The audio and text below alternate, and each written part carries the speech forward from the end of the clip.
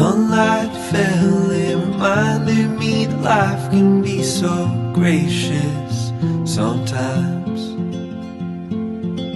And I felt like everything around me was connected somehow.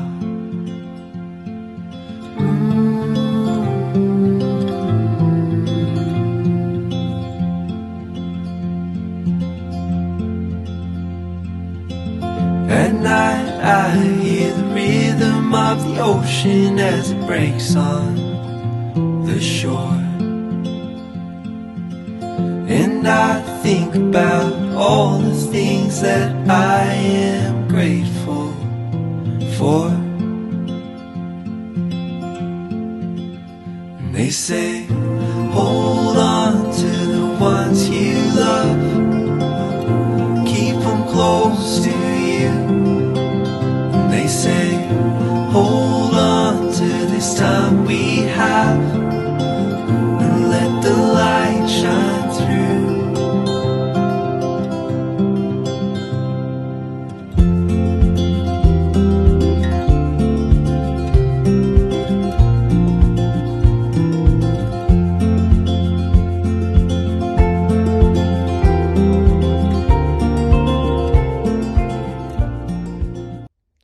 Sairam everyone, welcome to our satsang of January 2025. A happy new year to all of you, and I know many of you are joining us from across boundaries, across different time zones. So very warm welcome to all of you to our virtual satsang. My name is Geeta. I am one of the co-facilitators, and many of the other facilitators you'll get to meet over the next 90-minute episode. We're super grateful to the divine to, give us this opportunity to come together month after month for the past 5 years to really dive deep on the many texts that are available to us in the form of the Vahinis, to understand how, we can take those texts and make them practically applicable to us in our day-to-day existence. And today is a day that we're going to try to recap, rewind, reflect, and maybe share some recipes along the way of how we do this. And so I would like to give a shout out to Dr. Suresh Govind, who's here month after month to help us co-facilitate, guest facilitate, and continuing to encourage us. And I also would like to give a shout out to many of our leaders who are here from the SSSIO, also assisting us with their continued encouragement of these series. So the first question that's going to arise on anybody's mind is, what exactly is texture transformation? And really, if you had to sort of think about it, the purpose of these texture transformation series is about taking those texts, the Vahinis specifically, and turning them into reflections that allows us to make many meaningful shifts in our thoughts, choices, and actions. You can read a book at a superficial level, or you can choose to read it at a deeper level, which is kind of what all these various episodes are really all about. And the idea being that by doing so, we're able to shift our mindsets, and we're doing it to increase our connectivity within and outside, expanding our reach to others as well. With the whole idea at the end of the day is to just creating better versions of ourselves every single day. So the Texture Transformation series really began in 2019 at the end of our Zonal Youth Conference, in which Dr. Suresh Govind was our guest speaker. We wanted to keep the momentum going and the energy that had built up, and we wanted to sort of channel that in our inward path. And it seemed like the best way to do so might be to take refuge in some of our Vahinis and take a deeper dive, which is kind of what led us to picking Prema Vahini as our first book. And we were naive to think that the 67 pages would be done in maybe a couple of months, but unfortunately, or fortunately for us, that 67 pages took us 4 years to get through. And part of the reason why it took us that long was because every single word seemed to offer a depth that none of us had ever had a chance to look at. It was very practically curated each month by different facilitators, and it just led to creating a community that we really didn't want to let go of at the end of the 4 years, which then led us to sort of take that and apply the same concepts to yet another book, the Gita Vahini. But the one thing that we wanted to do differently this time was to ensure that this book was practical, was applicable to just about anybody that chose to come and join us.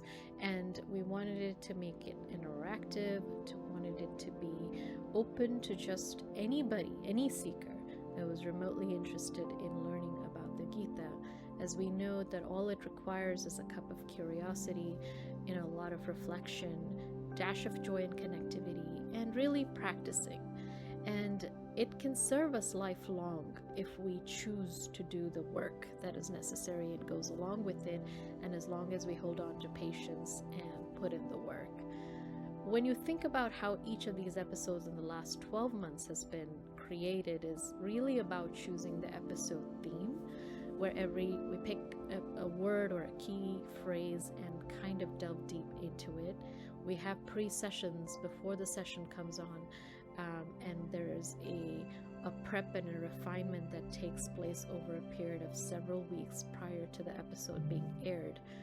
And of course, the visuals and the invites are a key part of it, to which the creative team goes into work mode to make that happen, and ultimately spreading the word. It really is word of mouth. We do the due diligence of spreading the message as much as possible. And really the virtual study circle experience then becomes about heartfelt reflections, smaller group discussions, etc. We also recognize that the end of the episode should not mark the culmination of learning, but it should continue on, so post reflection episodes also happen. And the real behind the scenes that you don't see is really all the chaos and the labor of love that it involves, and it would be very hard to sort of capture that in a few minutes. But suffice it to say, it's a heartfelt experience for anybody and everybody that just becomes part and parcel of it. And it's truly has become a living experience of awakening wisdom and joy. And really grateful for the co-facilitators and the continued expanding family that has become part and parcel of it. So 12 months since we started, we have really delved deep into understanding the despondency of the modern day Arjuna, which is in all of us. We learned to, let go of that state of despondency by becoming a student and allowing the universe to become our university, and then ultimately flipping that switch when we become cognizant of the fact that we are going down the wrong path, and then using that to knock out our challenges that happen on a day-to-day basis.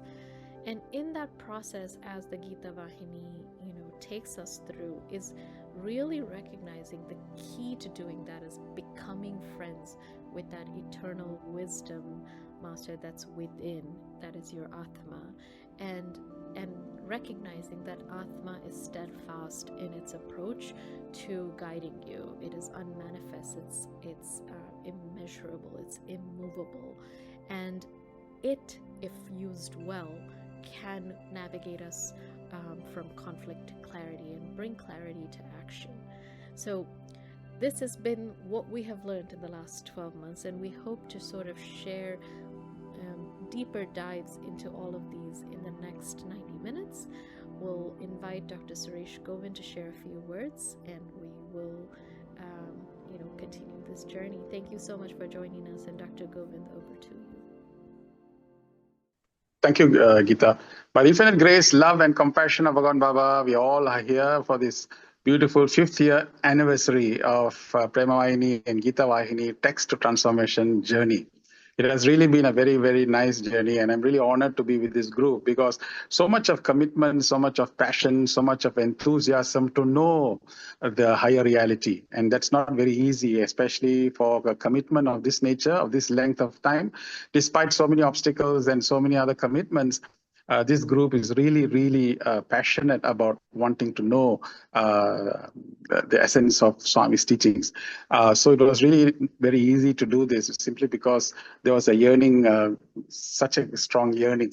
The difference that we did in the Gita Vahini this time is that we grouped up some of the slokas together and created a tool, and then applied the tool in daily life using using an acronym or using a simple word, so that it becomes very easily palatable and easily usable in our daily life. And that is what the experience has been.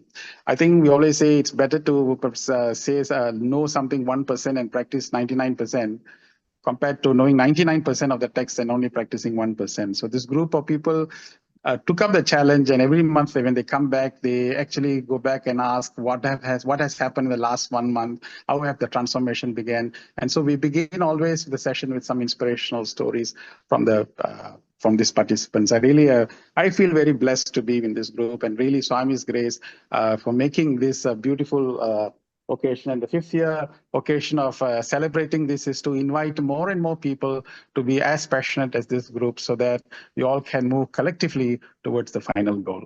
Thank you, Geeta, for this opportunity. Thank you, Dr. Reddy, for being with us as well today, and also Brother Leonardo, Brother Harish Naidu, and all the leaders of the SSSIO organization. Thank you so much. Sai Ram, Sai Ram, Sai Ram. And if the glitches in the beginning weren't enough, oh my God, I think I'm getting a call right now from work. I am so sorry. I'm just gonna take this call. Hello? Hey, Oh my God. Who's this? it's Kirti and Ayush. Oh my God, you guys. What's going on? Not much. We've been so busy. It's been so long since we've spoken to you. For reals. How's work, and I mean how's school, and I know that you guys have been like getting ready to get into your co-op. How's that going? And how's Illini Awaz?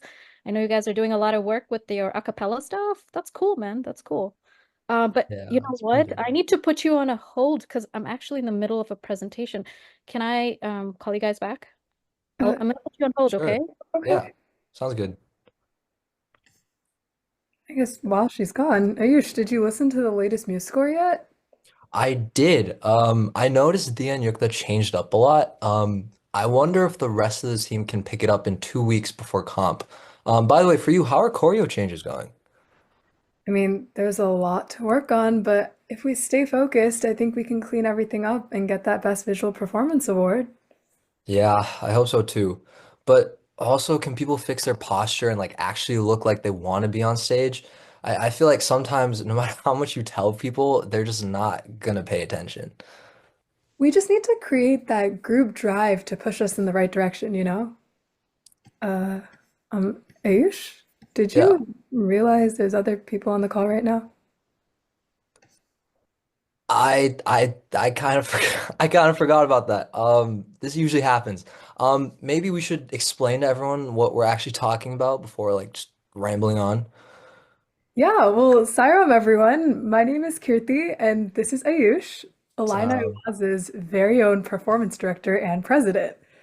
yeah, so for context, we're a part of our school's competitive a cappella team. Basically, what that means is every year we get to travel around the country singing and competing with our friends. And as Kirti mentioned, being leaders on the team also has its own unique challenges that we experience. Like just the other day, we were trying to teach the choreography for a second song for a competition, and we only had 15 minutes left of rehearsal before leaving for break. I knew everyone wanted to leave so that they could go home and study, but we still needed to keep working. I don't know, sometimes I'm scared of telling people to keep paying attention because I don't want them to hate me. Yeah, I know what you're saying. Plus, as president, I also want to make sure that when you or the other creative directors are leading practice, everyone is in the mindset to learn and be productive. Personally, it's been a little tricky because part of the initial joy I had when I joined the team was having a more playful and I would say lighthearted approach to rehearsals and just having fun with my friends. But I, I don't know, it just feels different since I just kind of have to worry about a lot more now. It's tough because at the end of the day, I mean, we're all here to have fun and make music, but at the same time, it's difficult to find that balance. Well, interestingly enough, when I find myself in such situations, I think back to the modern day Arjuna episode that we aired, where although the external conflict is clearly different, the internal conflict is in some ways very similar, and there's some parallels. Remember when we made that trailer for the Modern Day Arjuna episode? I think in making that trailer, we were forced to reflect on our personal experiences. Climate change, poverty, hunger, war. The weight of these despondencies can often make us feel powerless.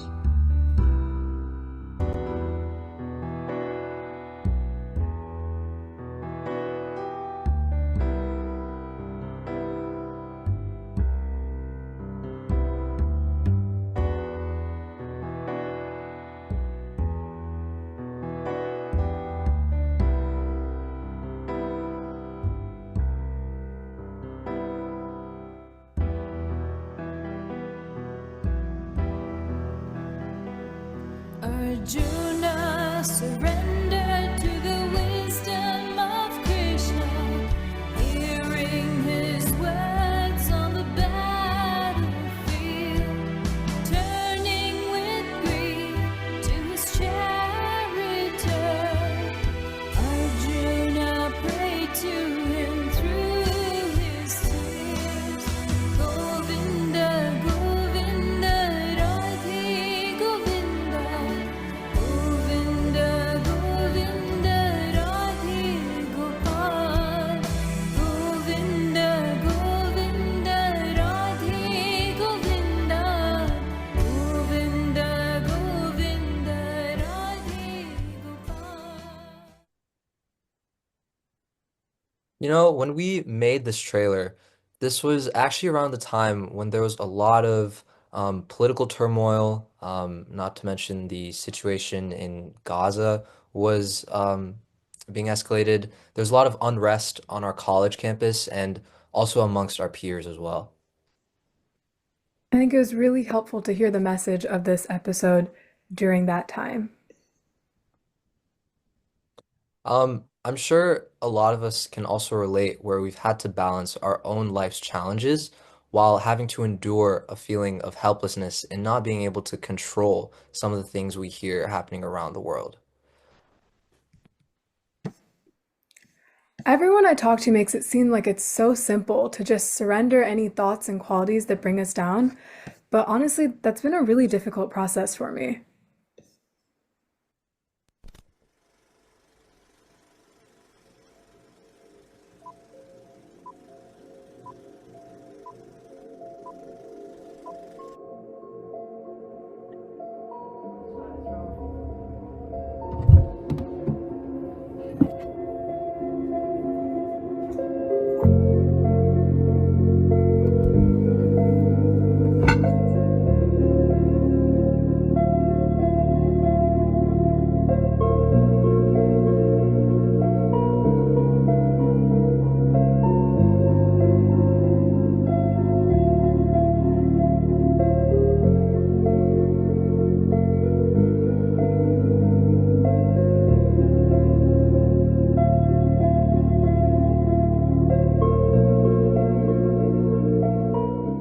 The left cup represents the higher consciousness, or the teacher. The middle cup, the student. And the bowl as surrender with reverence and respect. Now, the middle cup has already been filled to the brim with contaminated water. No matter how much pure water is poured, the color will remain, even overflowing, as it is no longer an empty vessel. Similarly, the student's ego will only lead to confusion and agony. From hero to zero, he must surrender his delusion, ignorance, and judgment. Only then can he become a pure and empty vessel by accepting the attitude of a learner and becoming an instrument of the Lord.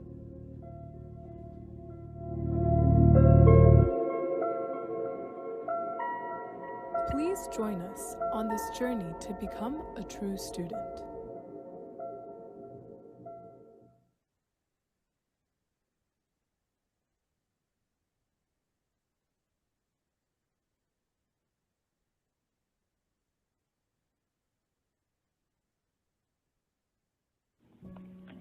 Sairam. This is Nirupama here. This group really started at a point when there was a lot of unrest in the world. And I was at a point in time thinking a lot about this idea of personal and collective liberation in the sense of what does spirituality mean for the self and for the conditions of people around us. I really resonate even with the early session of becoming the student. Every day I realize that the experiences that I have are trying to teach me. I think that's very powerful to not have a victim mindset, but to accept that this is a learning journey. And with all of the evil that's happening in the world, I still feel helpless, but I keep reminding myself, what does it mean? And I realize that it's not that different to the situation that was in the Bhagavad Gita, that, this war in the setting of this insurmountable evil. And the transformation is difficult. It requires us to not be in control. Perhaps that's getting me closer to the answer of what this individual search of liberation means for collective liberation in society.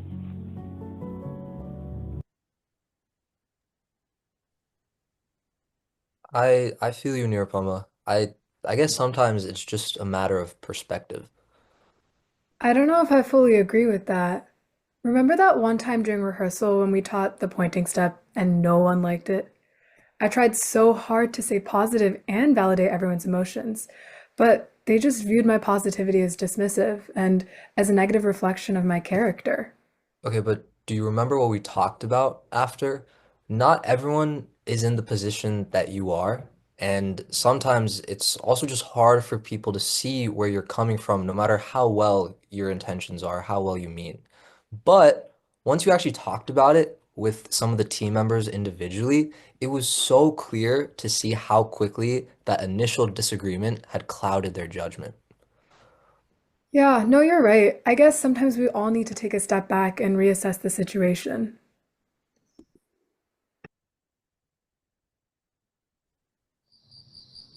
Sad has 3 letters. But so does joy. Fall has 4 letters. So does rise. Curse has 5 letters. So does bless. Ignore has 6 letters. But so does listen. Enemies has 7 letters. So does friends. Immature has 8 letters. But so does maturity. Ignorance has 9 letters. But so does knowledge. Negativity has 10 letters. But so does positivity. Choice is yours. Flip the switch!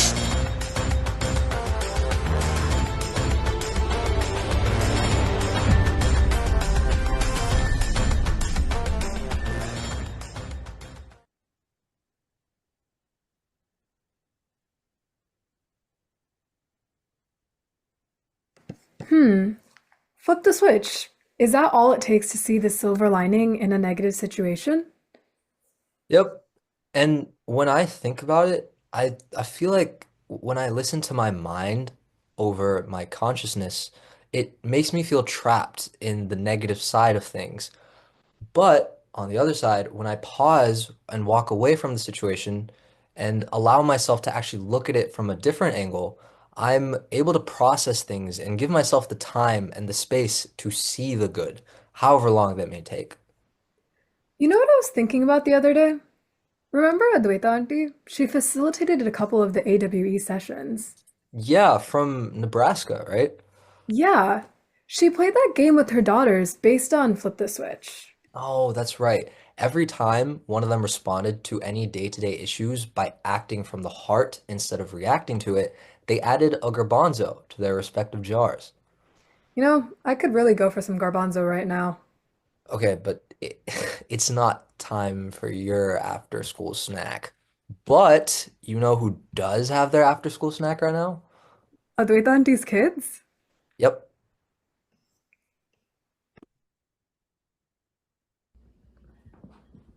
So, how was your day at school today, girls?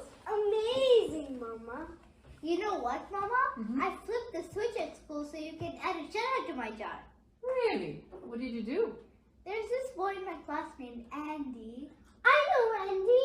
Isn't he the boy who irritates you a lot and gets into trouble? Srisha, can I hear that from Didi, please?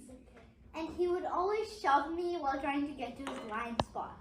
Did you do that over and over? Yes. And did you tell the teacher about it? No, but instead I wondered if something was bothering him. I asked him and he told me that it was just embarrassing whenever he got into trouble. Why? That's because when you get into trouble, you have to go in the safe seat. Everybody is looking at you. I'm sure that is very embarrassing, isn't it, Didi? Yeah, and he also said that he gets overwhelmed with school rules. And when he doesn't follow them, he loses his recess time, and he loves recess. Who doesn't love recess? Oh, poor guy. Did you say anything nice to him? Not really, but instead I made him a card on his birthday. Oh, that's so nice of you. And now he's even stopped shoving me. Wonderful. And one time at recess, he even told me that my little sister looked cute. You mean me? Of course. Well, son, I'm so proud of you. You really did flip the switch. Make sure to add a chana to your jar. I'm so proud of you too, Didi. Tell Andy Srisha says thank you. No way! Didi. Wow, those kids did a really good job of putting the lessons into practice. I feel like I think too much for my own good and just need to start implementing these lessons into my life. Yeah, most things are easier said than done. But after hearing them talking about how they implemented what they learned, I would say I feel a little more inspired to be a compassionate leader. Thanks, girls, for inspiring us to take action and not the challenges ahead of us.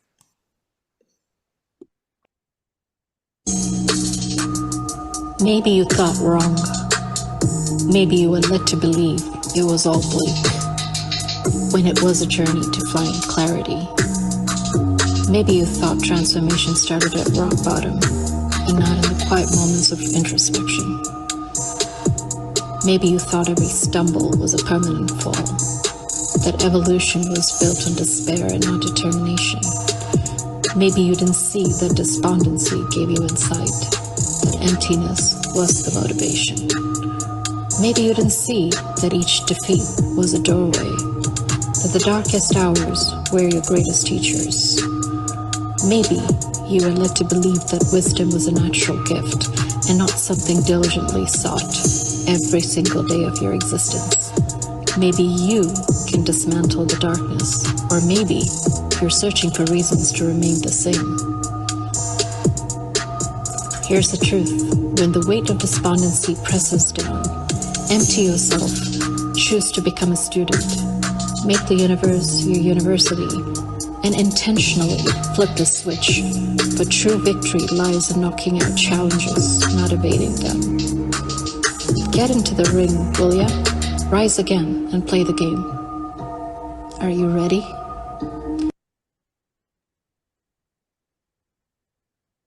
I think I'm ready. Okay, so now we have somewhat of a recipe to translate these concepts into action, but I still feel like we're missing something.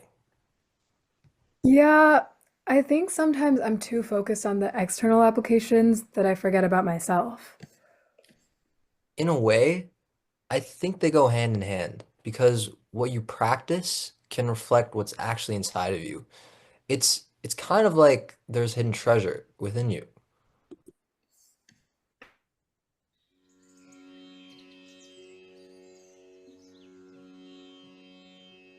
Let me explain the concept of Atma with a story. A man had inherited a box from his father. Now this box looked pretty untidy, so he never bothered to open it. After many years, he finally opened it and to his astonishment found gold inside. Now that gold is within each one of us and is the Atma that we are talking about. It's just that we have not opened our treasure boxes to reveal what is within.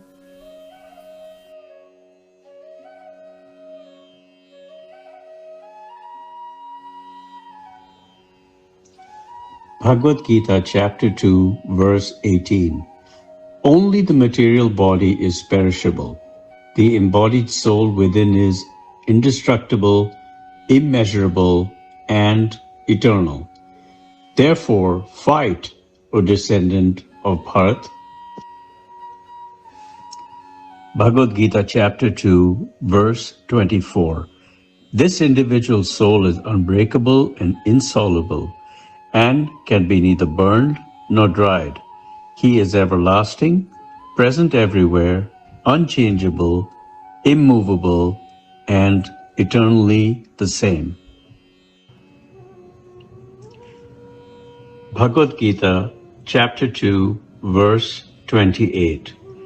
O scion of Bharat, all created beings are unmanifest before birth, manifest in life, and again unmanifest on death.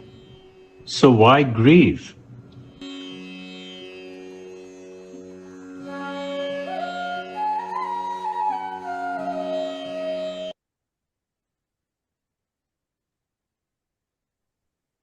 In our Gita Vahini sessions, we took some of the characteristics of the Atma, like eternal, indestructible, unmanifest, and immovable, from the Gita shlokas, and dove deep to understand what each characteristic meant and how we can all relate these esoteric terms to our everyday lives. I can't believe we spent 5 episodes just on that. Yeah, but I feel like there's so much to unpack there. I wonder what they mean when they say eternal.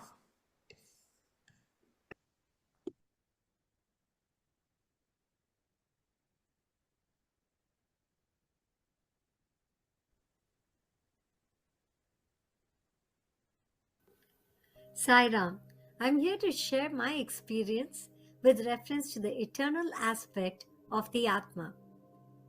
The dictionary definition for eternal is lasting or existing forever. As people living our day-to-day life, we are always interested in engaging in actions that will give us joy and happiness.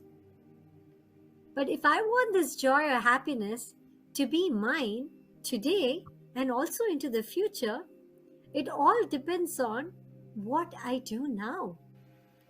Swami had given me and many of us here plenty of opportunities to experience this eternal bliss through his organization and his teachings.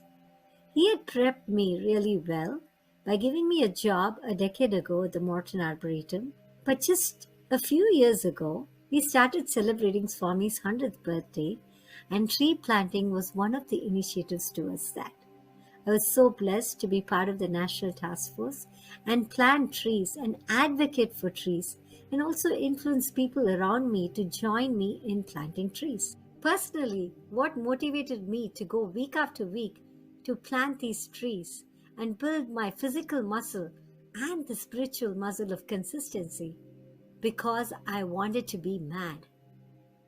MAD is an acronym for Make a Difference. This is what we learned in the Prema Vahini satsang. We were so charged up during those 4 years to do more and serve Swami and make him happy. This tree planting initiative was a perfect opportunity to sow the seed of good karma for eternal bliss for my individual soul and also the greater good of the community, leaving a legacy for generations to come. Sai Ram. Sai Ram. If Atma is my friend and I'm going to go in touch, I'm going to shake hands with my Atma, this Atma. This quality, one of the qualities is indestructible, which means to say it cannot be destroyed, it cannot be diminished, it cannot be, the significance cannot be lowered. If I have a friend like that, I always want to be with him. My confidence level will never be destroyed. My happiness and my joy can never be diminished. My Atma is going to give me that extreme level of confidence, which means to say, my spirit can never be destroyed. My spirit of happiness can never be diminished. I will always be at the same level of constant motivation if I am with my Atma, which is described as indestructible. So this is my direct connection to that Atma to give me that confidence that it will never be shattered by the challenges in the world outside. What an amazing power of personality that I can be. Think.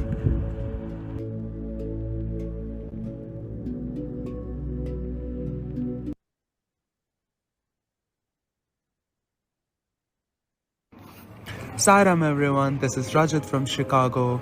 I am also serving as the Region 5 YA Coordinator.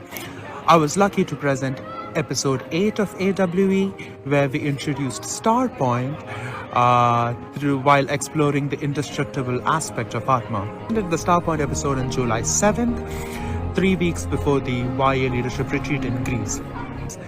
A few other YA reps from the US and I were like super excited and really looking forward to, attend this retreat, and we have been dreaming since October 2023. So at the time of presentation, I had my Schengen visa rejected once, but I didn't bother, and I always believed that Swami wanted me at that retreat. One day before the leadership retreat in Greece, on July 24th, I received my passport with a rejected visa. This broke my heart because it just felt that Swami did not want me. I felt that Swami just looked away from me and I could not bear the pain.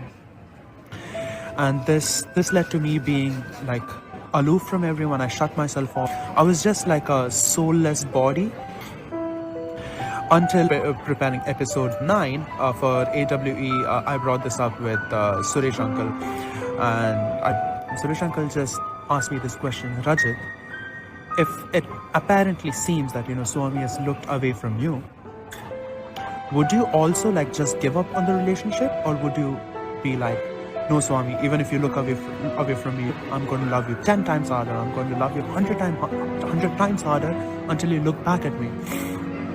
This really struck a chord, and I kept this thought within me, but I was too sad. Sometime around October, November, I thought, what, I have a lot of vacation days left, so let me just apply for a Schengen visa again. And then I just applied, and I did not have any hopes. But slowly along the way, I started to feel that, what, I want to get involved in Swami's work. It gives me a different kind of happiness. So I got involved in the Sai Blossoms initiative, and we had a great time. I started to feel myself again. And during the preparation of the program, I received my passport, and this time I had a Schengen visa in. And I didn't even know what to do. So I was like, what, let me book a random trip to Germany. And actually, I'm speaking to you from Prague right now in front of St. Vitus Cathedral. But right now, sitting at this bench, in hindsight, when I look back at the last 4 months, I didn't realize what has happened to me personally and professionally. I got promoted in the last 3 months, new car, and my whole life has changed. And just on this trip to Germany, I am hitting 5 countries. I just feel so happy that Swami pulled me through all of those points in the graph, and then helped me sit where I am right now and record this video for you guys. Jai Sairam. Sairam, dear brothers and sisters. Unmanifest is another attribute of the Atma. That is the quality mentioned in the Gita. What does unmanifest mean? It means that the more and more I get in touch with my Atma, there is so much of potentials, so much of knowledge, so much of information that it's not manifested yet. It is yet to manifest. So there's such an enormous amount of substance in touch with Atma. So if I go and transcend my mind, if I get in touch with my Atma, I have the power to manifest the information that is needed, the decisions that I should make, the potentials that I should have, the talents that I should have, the skills that I should have. All this can be manifested if I get in touch with my Atma. So this is the direct translation. And if I can achieve that, I will be extremely relevant, and applicable to the present challenges in the world. Sai Ram.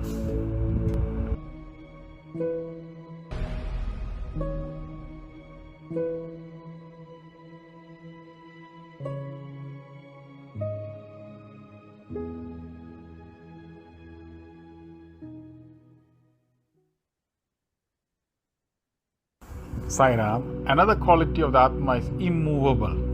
So what is the direct? Immovable means cannot move. That means it's stability. So every time when we associate with Atma, we get stability. So what does it give us? Stability in our emotions, stability in consistency in our principles, consistency in our faith, consistency in all the time expressing the same kind of affinity for God, for example. So we will not be swayed by temptations. We will not be swayed by passing, fluctuating calls. We will always be principled. We will always be stable in our conviction. So Atmic connectivity will give us a lot of stability. You won't go like a yo-yo, up and down, up and down, up and down. There will always be a continuous expression of what we call a presence of continuity and consistency. So this quality is a very important quality because continuous effort is sadhana. So this is why we have to be continuously associated with Atma, because it reflects these qualities. Stability, immovable. Sai Ram.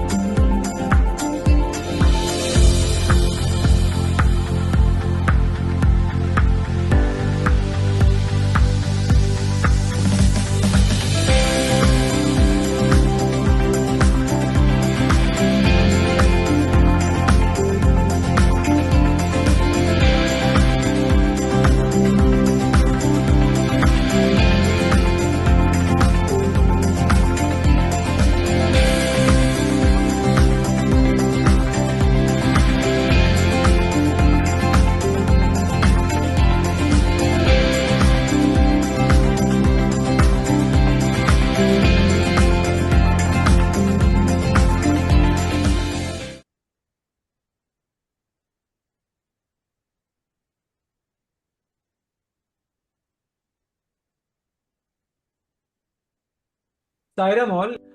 My name is Mohana Durga Prasad and I'm part of the Ann Arbor Center, Michigan.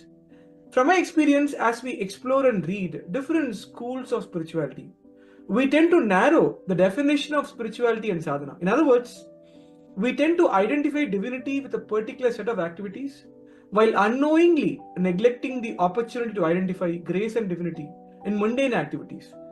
Most of our problems can be attributed to our attachments. For example, when you commit a mistake at your workplace, which I did in recent days, you cannot think of the solution clearly if you identify yourself with the mistake. I'm not saying we should throw away our liability, but acknowledge the circumstances that led to the mistake. And instead of fretting over the mistake and how it could affect our image, which again is a mental construct, we need to contemplate the solution. As I mentioned earlier, I had the opportunity to apply concept of detachment in my workplace, which significantly reduced my mental burden and created a relaxed mind to think about the corrective steps going forward. And then follows discrimination and further the play of mind. As implied in the discussions in this group, I see mind more as an algorithm that throws many ideas given a situation or a problem. So it is important to pick the right ideas and actions that align with our moral values that we have learned over a period of time, while ensuring the appropriateness of the solution to the problem. In my case, the mistake which I did in my workplace, I analyzed the issue's significance and how it impacts the big picture. I briefly listed the impact of the mistake and the practical reasons that caused the mistake. Subsequently, I discussed the issue with my guide in the company and provided all the pertinent details so that he could make a clear decision. He appreciated the efforts made to understand the issue and he provided me additional time to correct my mistake. The key takeaway from the whole episode is the calmness I felt during the issue and the critical analysis that preceded my actions. In other words, I consciously rejected the opportunity to make a mountain out of a molehill. If I can extend this approach to other aspects of my life, I could avoid exacerbating any situation. I am deeply grateful to this group and its members, and I hope the discussions continue for years to come, which may also be a treasure trove for the posterity. Thank you, Jai Sai Ram.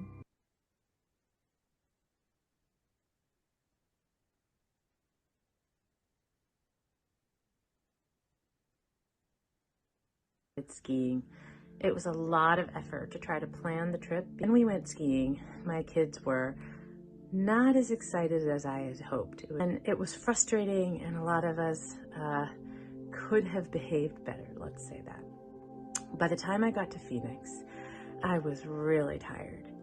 And the first day we were there and I was spending time with my family, my brother started asking me a bunch of questions. So the way he was asking me the questions, I could have taken it very personally. I could have been really angry about it, and instead, the lessons from this satsang series kicked in for me. And I realized I'm not going to focus on the negative things. The chatter in my head about any stories I could tell myself and the negativity, I was just going to shut off. And instead, my instinct was, in that moment, just to say what he needed to hear, which is, I love you, I love your family, everything is about what's going on with how tired I am. This was my big lesson and my learning, which I connect to the concept of unmanifest, because being unmanifest is allowing for the potential of the divine to spark, but it can only happen if you minimize that clutter and that chatter. Sai Ram. Wow, that was a lot of information. I think I need a second to process all of this. Why don't we take a moment to unwind and recenter ourselves before moving on? It's skiing. As we say, Om, Om,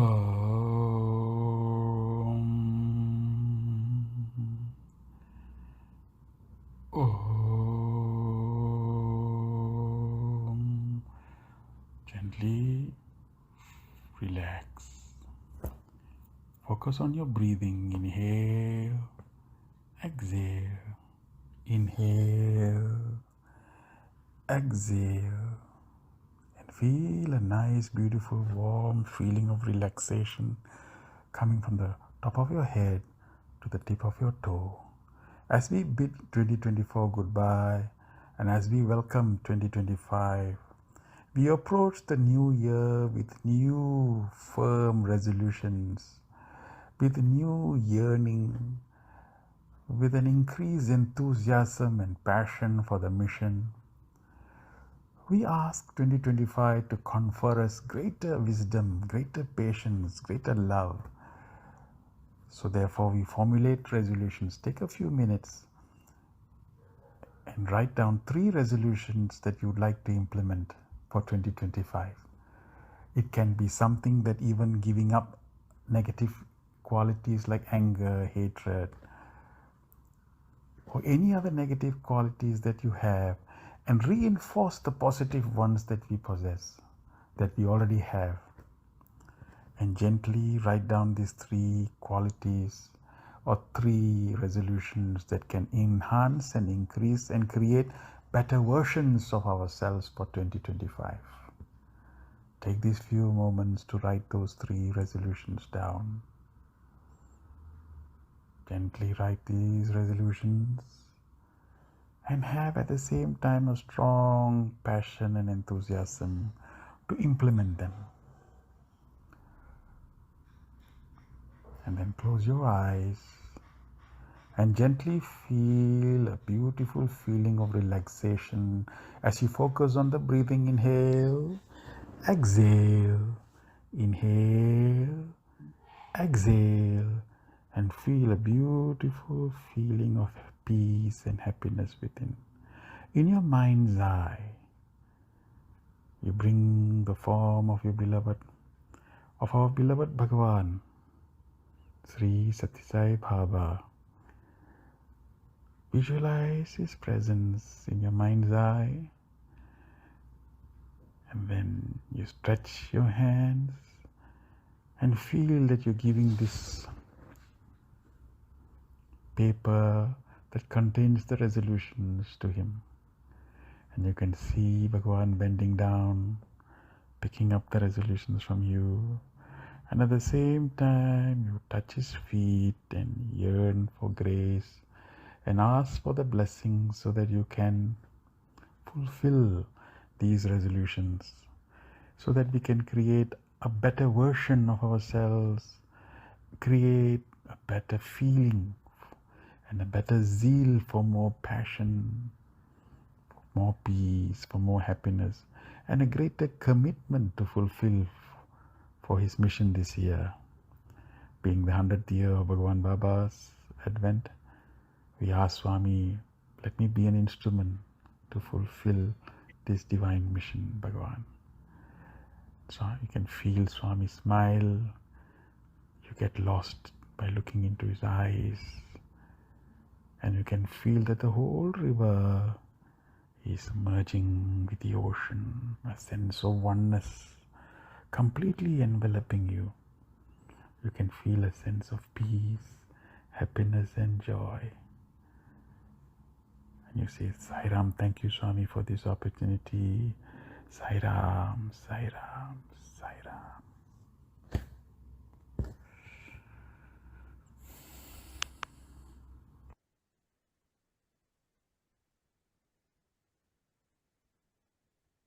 That meditation was exactly what I needed to help ground myself. I've always been hypercritical of my contribution to our team's creative process and often get discouraged when my ideas don't get used because I feel like it reflects a lapse in my abilities. But I should take a step back and focus on the collective product rather than my own contributions to maximize the team's chance of succeeding. You're definitely right. And not just in the context of creating something, but any time and action you take can affect other people. I, at least, find it really challenging to move forward whenever I take a misstep. But I don't think we should let that discourage ourselves, especially if the goal is to make a positive difference for the people around you.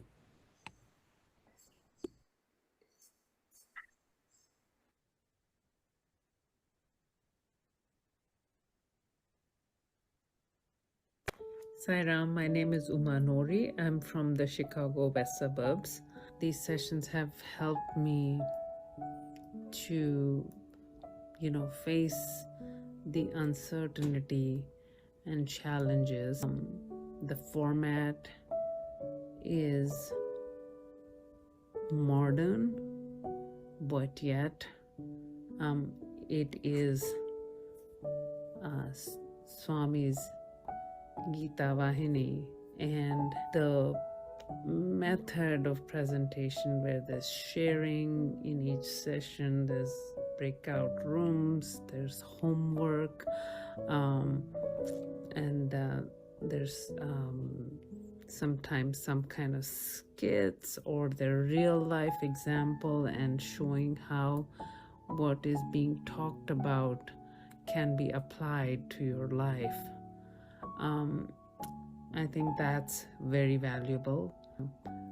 I guess I used to struggle with the question as to what is the purpose of my life. I think Dr. Suresh Govind has left me with making a difference.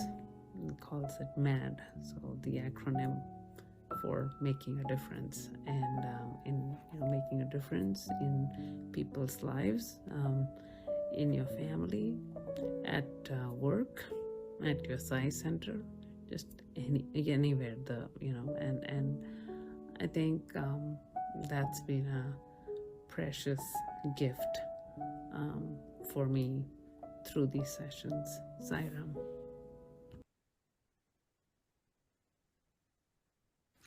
I'm really thankful for having been part of this AWE workshop.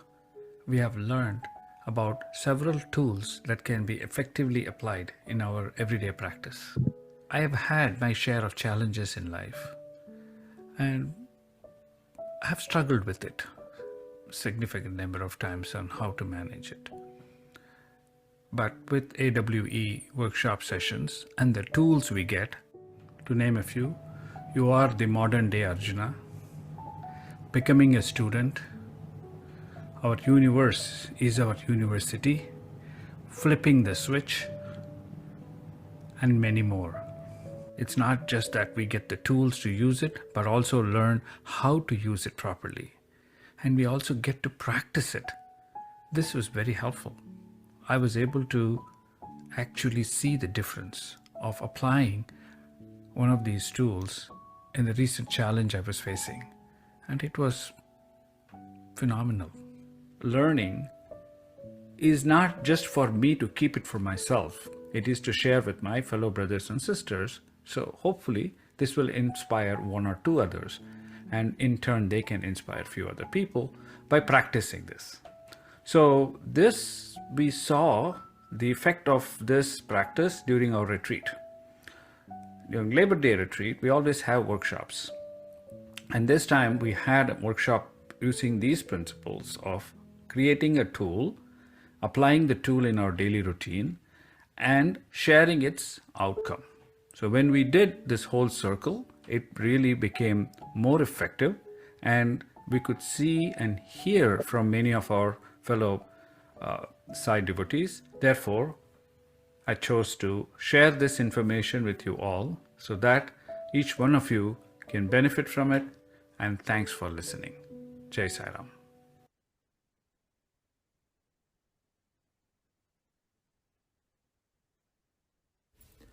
In episodes 12 and 13, Clarity to Action, we dove into powerful strategies for navigating life's toughest challenges and transforming them into clear, decisive steps forward using Sankhya Yoga and Buddha Yoga. From overcoming internal conflict to aligning our actions with our goals, this episode was packed with insights that will help us move from uncertainty to momentum. Collaborating with others is such a privilege because we all have a unique set of experiences that shape the way we each view the world. In my past, listening to others has opened up so many new perspectives that I may not have known otherwise. However, conflict is sometimes inevitable when there are so many different perspectives. Learning to navigate working with others is, I think, single-handedly the biggest lesson I've learned from having the opportunity to lead a real-life team. And I've learned that there's a very thin line between disagreement and, to Kirti's point, effective collaboration and being able to balance everyone's point of views. And understanding that has been instrumental in shaping the success of the team. But honestly, I still struggle to navigate some of those interpersonal conflicts.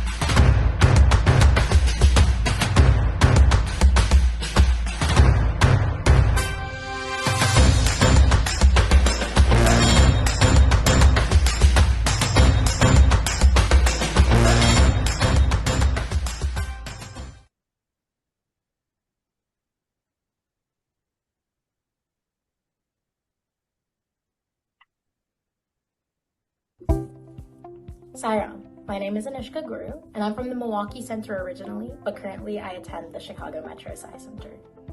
What I've learned through the AWE sessions is that your first impression of a conflict is not necessarily always the truth. I'm someone that's always had a very hard time being able to see the full picture. I tend to jump to conclusions, and while I'm at school, I serve as a resident assistant, and a big part of my job is helping out with roommate conflicts. And one situation came up so far in the year that was between two of my friends who lived together. And so I had to step out of myself for a little bit, step away from what I knew from both of their sides, and try to figure out what was actually going on. And I went into the situation with something in mind that I thought was going on, and I was very set in it originally. I really thought one person was in the right, one person was in the wrong. But it was through the AWE session that we had a few weeks ago where I was able to really think about the situation. And I was able to, through the skit that was presented, process that I need to step outside of myself, look for the God in both people, look to see what's real in the situation, and then come to a conclusion. And it was through that as I was able to see that maybe what I thought at first wasn't necessarily correct, and I was able to come to a better conclusion that benefited both people in the end. So by realizing, taking a moment to step back, see the Swami and both people in the conflict, I was able to figure out that where I started was not where I ended, it was somewhere better, where both people benefited a lot more. Sairam.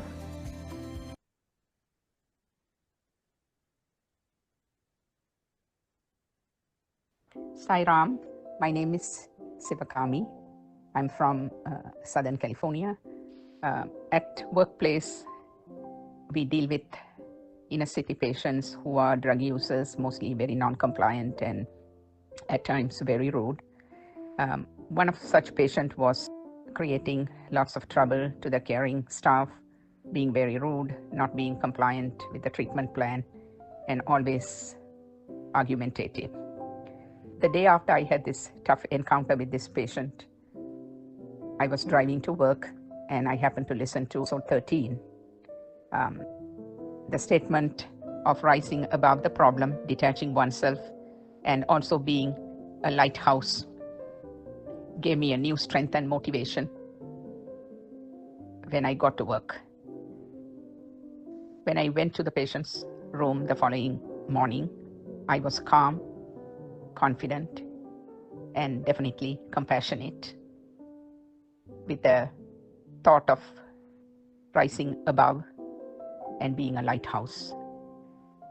I was able to explain to him what we were doing and requesting him kindly and patiently to comply with the plan and being polite to the staff. He was listening very quietly, and end of the conversation, he was able to acknowledge his rude behavior and promise that he will be complying, and even he apologized to the staff and myself. This was great help for me as a very good practical example, and thank you for all the effort and putting these beautiful Zoom meetings month after month.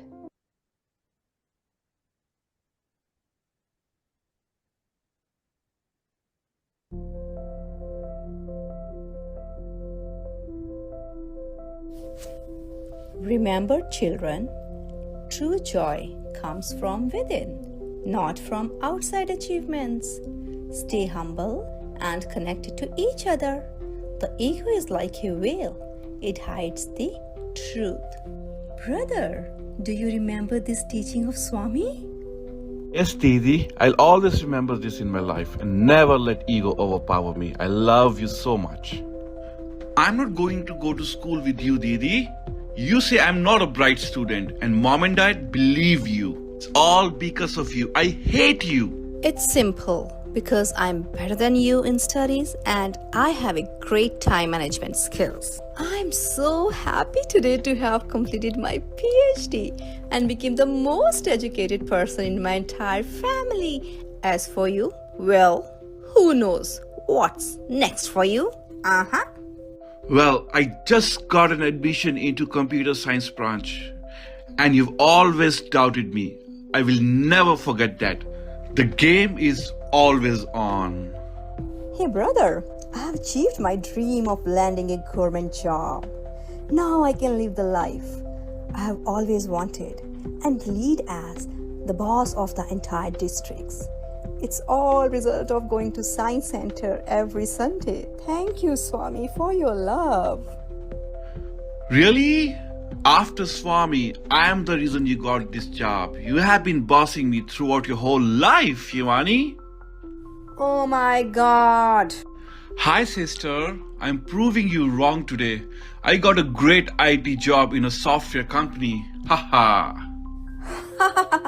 Let's see how long you can keep it up, given your track record. I was and always will be the favorite child in our family. You know what? I'll again prove you wrong. Hi Shivani, long time no see, huh? Just called you today to resolve the conflict between us, that who's the best. I got promoted to senior manager. Are you still working in the small tiny office being a fake boss? I am the real boss now. I don't spend all my time working and ignoring family. When was the last time you even visited mom and dad? Or you went to science center or you do bhajan sessions? Tell me, huh? Tell me, tell. That's enough, Shivani. You've always been trying to find a fault in me, no matter what. Oh my God. Just because you go to science center and take care of mom and dad, it does not mean you're always right. You could be wrong too. I will not talk to you ever in my life now. I don't need a sister that's always trying to find fault in me. I don't want to talk to you anymore. Goodbye forever. It's too much now. After so many AWE sessions and flipping the switch, I now realize the ego blinded me. I couldn't understand Shivani. I've been competing with her. I have to ponder on Sankhya Yoga more deeply. I have been so self-centered. Have I forgotten the bond we shared as kids? I should flip the switch and see what happens. With the help of Sankhya Yoga, I was able to understand what is right, what is wrong with all the knowledge I have gained. Now is the time to apply Buddhi Yoga, which is putting that knowledge into action. Let me call my sister and say sorry to her. Hi Shivani, we used to be so close. Somewhere along the way, I let my pride get in the way. I am so sorry for my behavior and I promise I'll not repeat it again. Me too, brother. I have been so focused on proving myself that I forgot what really matters. Gita says the mind becomes clear when we act without attachment and see beyond our egos. Maybe we need to see that way, as a sibling, not as a competitor. Samarth, you're right. Let's make a fresh start. No judgments, no comparisons. Just support each other. With all these learnings and wisdom, we can see clearly that success, failure, titles, they don't matter if we lose people we love. I love you, Shivani. It's funny, isn't it? All these years we thought we were drifting apart because of circumstances. But it was our own egos. Well said. Moving forward, we will never let our ego control us.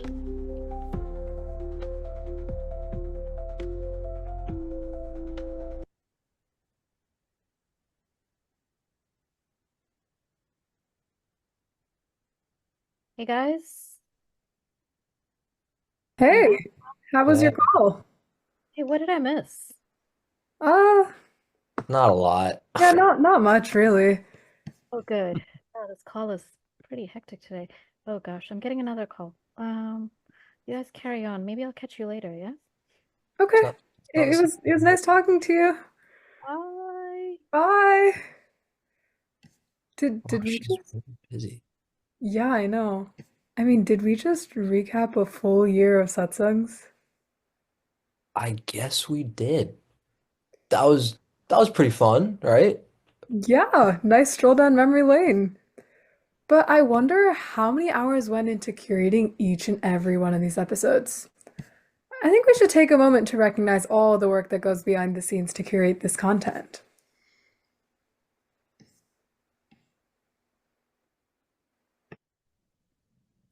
My name is Saidatta. I'm from the Chicago North Suburb Center and I serve as a study circle coordinator there. And being the study circle coordinator, we definitely read the Gita Vayini book cover to cover. And without undermining any of those sessions, I would just like to say that it's only after joining the AWE series that I understood the difference between reading and discussing a book and trying to understand the meaning behind each line, trying to read between the lines. And it's fascinating to see how this one line from the book is converted into a 90-minute episode and how it takes shape. And the only way to make this 90-minute episode interesting and relatable or even seem like doable for all our audience and ourselves is to speak out of experience. And the only way we can speak out of experience is if we have lived with that concept for a couple of days at least. And this is where the mini sessions that happens between two monthly calls comes in handy, and it's the most helpful part. I feel that's where our practice happens. That's where our learning happens, and all the volunteers help each other to crack the concept and try to get into the deeper layer and understand the meaning behind the beautiful words that Swami has written. So with this, I would like to thank everybody for this opportunity, and may the learning go on. As you can see, a lot goes into constructing each and every one of these sessions. I think another pretty significant part of all of this are the satsang podcasts. And who better to explain than the host himself? Sure, why don't we bring him on? Saram, hey Sanjeev uncle, how are you? Hey, Ayush, Kirti, Sai Ram, how are you? Great job. Saram, thank you. So me and Kirti were just curious. We're really fascinated by the podcast, and I don't think a lot of people necessarily have either the understanding or maybe just quite the appreciation for what actually goes on behind the scenes. So I just wanted to ask you a couple questions about your experience, if that's okay. Sure thing, fire away. Awesome. So my first question is, what even inspired you to actually start making the podcast? Yeah. Well, you're going to find this answer pretty funny. I would like to say we were trying to reach out, and it was a very small group at the time, and we were trying to figure out a way to recap the sessions. But if you ask me what really inspired me, it's just another great opportunity for a satsang with Brother Suresh and a couple of other folks. And that's really what got this thing going. It's just a lot of fun. Yeah. And how do you synthesize all the workshop's material into bite-sized content? Yeah. Well, it's a little hard to synthesize because there's so many insights, so many wonderful questions. But in many ways, I take it as an opportunity. I'll watch the whole session or the recording of the session, and everyone's welcome to it because you can watch it on the WhatsApp, AWE WhatsApp plug for there.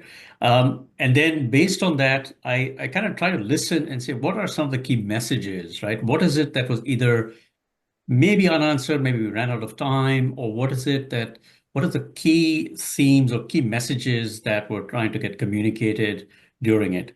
And then I just let it flow. And reality, it's just easy with Brother Suresh, right? It doesn't matter what the questions are. It just kind of flows right away. Right, brother? Brother Suresh, are you there? Yes, I hear you. Yeah. Thank Yeah. you so much. Sai Ram, brother, how are you? Uncle. Okay, brother. Very nice. Very nice. I always look forward for your podcast because just after the session, then I'll wait for your call and you'll always call. It's really inspiring the way you ask the questions because it's really coming from a heart that is wanting to know. And somehow that is inspiring.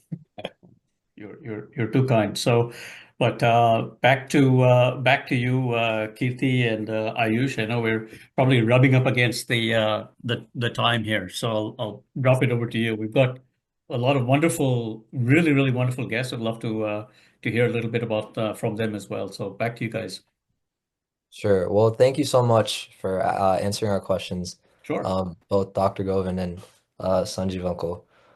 Um, at this point, I would like to call upon um, the National Council President of the SSSIO, Mr. Harish Naidu, and also my former SSC teacher. So, Uncle, if you want to take it away, that would be much appreciated. Sairam, Ayush, and Kirti, a wonderful job presenting everything in such a short time. Very inspiring that all of you have kept at this for so many years consistently. And study of Sai literature and practicing, is a lifelong sadhana, and one that is absolutely certain and in fact necessary to help guide us through all of our life's challenges. And all of the answers to our problems are in the Sai literature. And I have been on the WhatsApp group. I have seen some of the presentations, heard some of the audio clips, and it's great to hear some of the sincere questions and all the discussions of understanding the message in the Gita Vahini and sharing practical experiences. It's really been, whatever little I have been a part of, it's been fantastic to see the level of sincerity in understanding Swami's message, this truly being a student of Swami's teachings. And also, the innovative ways in which, the discussions have happened, the flyers, the opening sessions, getting the young adults involved, the energetic and insightful and passionate thoughts from Brother Suresh, really a great way to keep the engagement levels high. And, as we all know, study circle participation amongst center membership is generally very low, somewhere in the single-digit percentages. And finding ways to increase that participation is important. And perhaps there's a model here that can be maybe leveraged in other groups, something for you to think about. So I'll just leave you with a couple of just some personal learnings from the Gita itself, and in general, Swami's discourses on the Gita, and as Swami calls it, the fifth Veda. Back in 1984, Swami had given like 34 discourses on the Gita from August 2nd to mid-September. And I was in my early 20s when I first read those discourses. It really opened my eyes to Swami's teachings and his expectations of us and where I stood relative to those expectations. And since then, it's been a continuous adventure, closing that gap millimeter by millimeter. You know how it goes, 2 steps forward, 1 step back. However challenging may be, we cannot give up the sincere efforts to keep going, and especially knowing that Swami is right there beside us to pick us up when we fall. And to Aisha's point, I am an SSC4 teacher, and we've been talking Dharma Vahini, and as long as we live, we need to act, and these acts have to be dharmic. And in Dharma Vahini, Swami says that, you've got this worldly dharma and Atma dharma. Worldly dharma is different for different people, different stages of life, gender. At the same time, there are some common things like sleeping and eating. And then you have Atma dharma, which is you have to realize that we are divine, and that's same for everybody. And how do we connect the two? And Swami gives 2 simple ways. One is practice values at all times under all circumstances. We talked about eternal. So these values have to be eternal. It cannot be we will practice only when the conditions are right. And Swami loves that when we are constant, whether things are good or things are bad, we are still calm, still peaceful. And he says that in the Gita, chapter 12, verses 13 and 14. He loves that when we are steady, irrespective of whatever happens. And then the second way is offer every action to him, like thinking of him all the time, telling him about what I'm doing, what I'm going to do today, and talking to him about, my failures, my successes, and keeping him in our thoughts as you go about this worldly dharma. Then we will connect the dots. And, this assurance he gives in the Gita too, in chapter 9, just burned in my head, which is this idea of ananyas chintayantanam yejana paryupasate tesham nityabhiyuktanam yogakshemam vahamyam. If you think of me always, engage exclusively in devotion to me, and your mind is always absorbed in me, then he will provide what we lack, and he preserve what we already have. And he says this idea of vahami aham. He will carry the burden of our lives on his own shoulders. It's incredible, incredible confidence that this gives them. Swami also says that you take one step towards me, I take 100 towards you.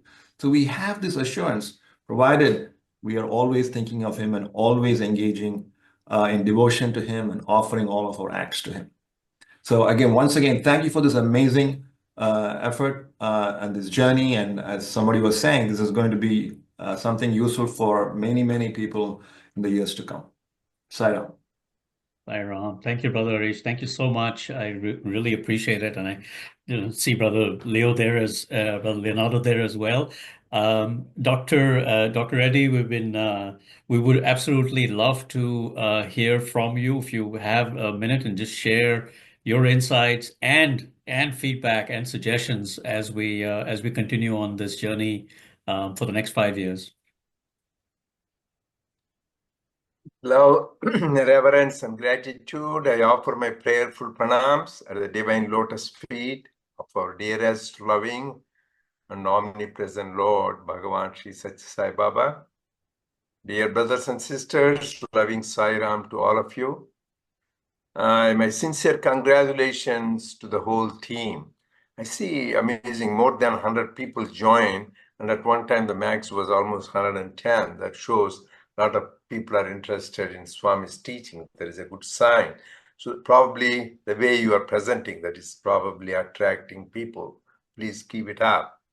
So coming to that, so you're having it for 5 years. That itself shows that you have perseverance, because Swami says of the 3 P's, patience, purity, perseverance is very important for a spiritual seeker, and you are doing that. Second, a lot of you are young people, young adults. Swami says start early, drive slowly, and reach safely. So you start at a very young age. That is very good spiritual life, the foundation. The earlier you do good. Not only that, I saw some of you are sharing with even young children, little children, SSC group. That is even better. So sharing is very important, Swami said. I remember about 45 years ago, I used to have regular study on Gita classes in our center, and I used to do that a month after month. And then after a while, I felt after a couple of years, where am I going? Is it what I would like to do? I told Swami, I'm not an enlightened soul. It is like blind leading the blind. So I just read and explain. So what is the point? So I would rather stop it, I said. Swami says, very selfish, that is bad. Swami told me 3 things. Whenever you do these discussions, you are company of the holy people, satsang. Second, when you have to do that, you do your homework, you read, study, so that itself makes you more dive deep into that. And 4th thing is, Swami says, you will inquire, my God, I am talking about this. Am I really practicing, or just platform heroes, practical zeros? I am practicing. So that way, this is really a good way where the like-minded people, you're all coming together, having a good satsang. That itself is a great sadhana. And as I heard many people sharing, they shared their challenges. And not only challenges, the solutions, because when you share, each one comes up with a solution. And one thing we all, like Lord Krishna said, 2 things remember, life is challenges, period. That is where 2 things he says, anityam asukham, this temporary and problems. Dukkhalayam ashashwatam. This is Swami quoted in many discourses. We all have to accept, whether you are a saint or a sinner, whether you are a scholar or ignorant, whether you are rich or poor, whether you are powerful or ordinary, you will have challenges. That is the way God wanted it. But how do you face challenges? That is the secret of Gita. And I'm happy you started before Gita Vahini, Prema Vahini, because that is the ultimate solution for everything.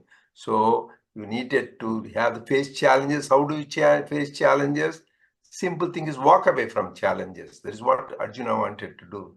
That's what a lot of people hide themselves like ostrich. They want to hide. That is not. Second thing, people want to get depressed, dejected. That is other thing. Third thing is people try to take to other resources like drugs, alcohol, or other means.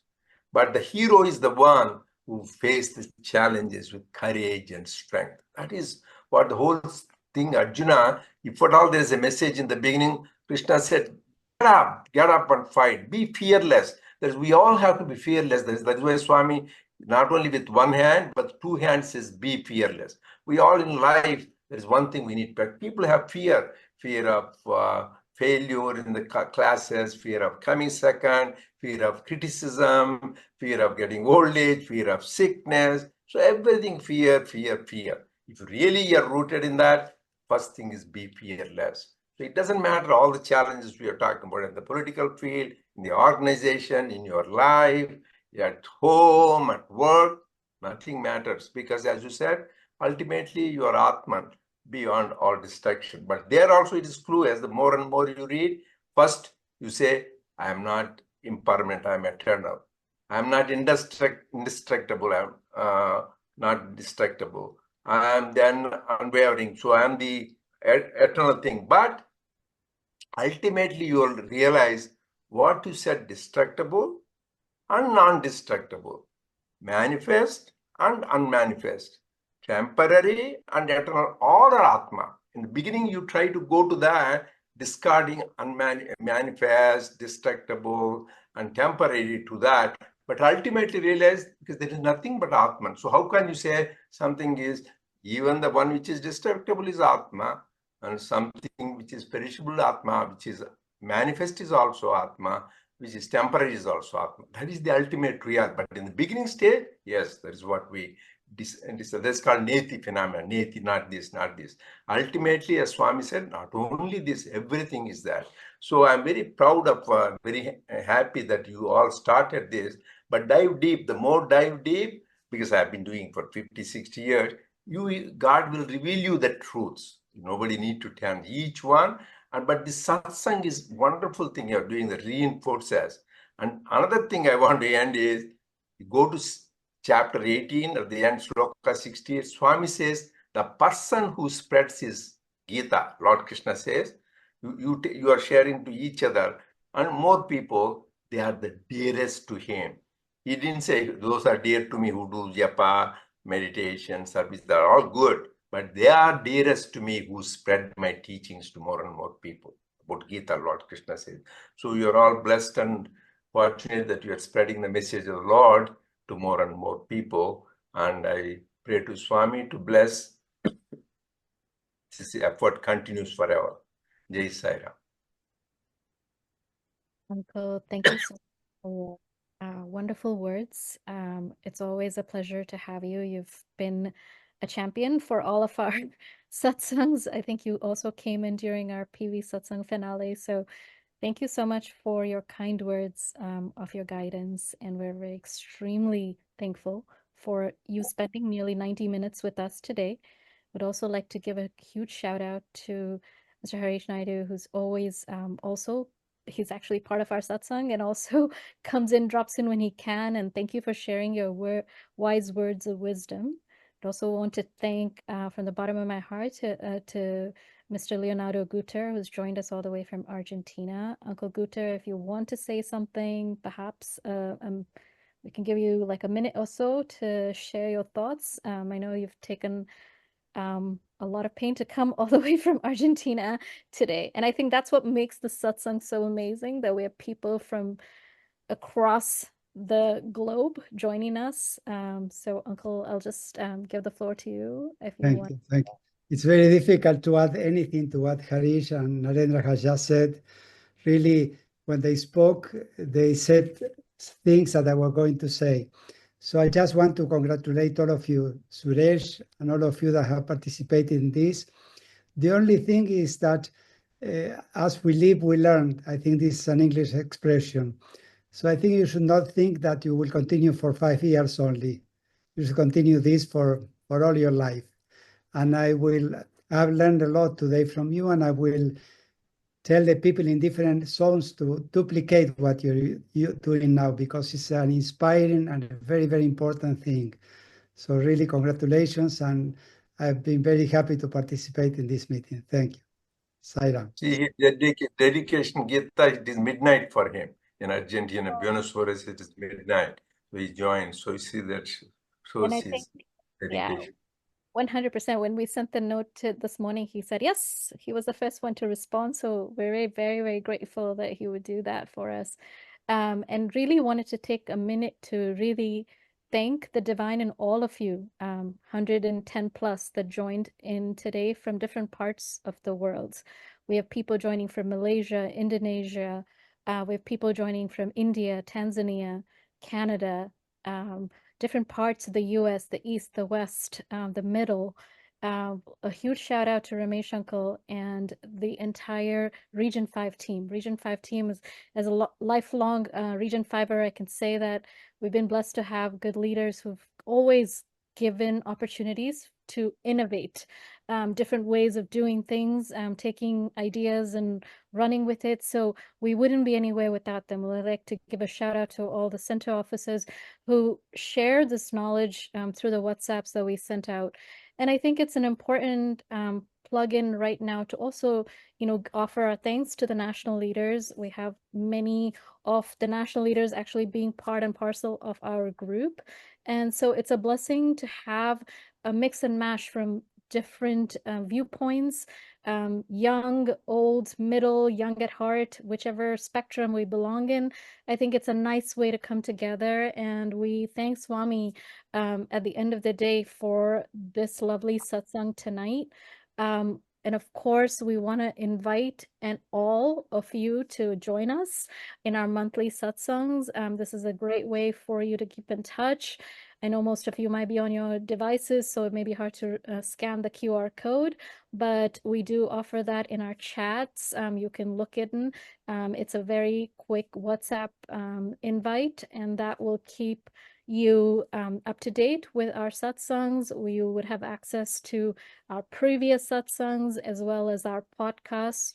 And you could imagine there will be a fun podcast coming up at the end of this episode. And our goal is to sort of keep it fresh, keep it real, and keep it authentic. And a huge shout out to our young MCs who pulled it together and spending their Christmas break with us and have been part and parcel of a lot of our work from the get-go. So there are many of our facilitators who couldn't join tonight, so a huge shout out to them as well.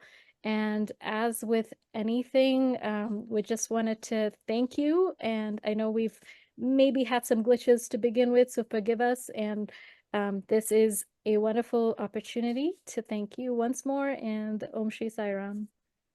And shout out to Suresh Uncle. Sorry, totally forgot about you. So thank you to Suresh Uncle, and any final words, Uncle, for you to wrap us up.